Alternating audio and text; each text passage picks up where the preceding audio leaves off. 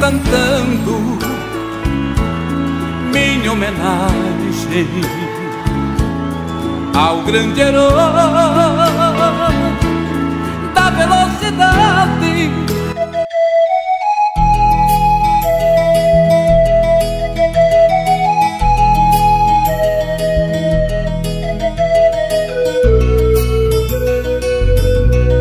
Como é dura a morte, chega sem avisar, leva as pessoas queridas e nos deixam triste a chorar. Perdemos Ayrton Senna, que na Fórmula 1 era tudo, enfim.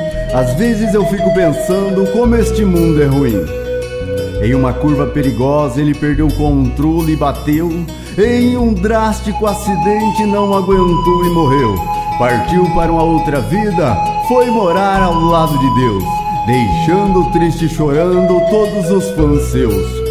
Como é dura a saudade, aquela que não tem jeito. Saudade do piloto tricampeão mundial.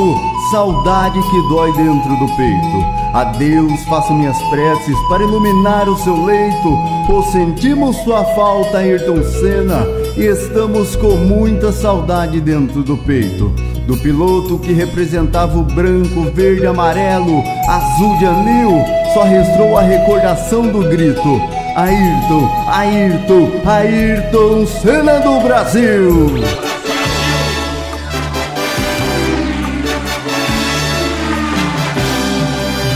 Brasil!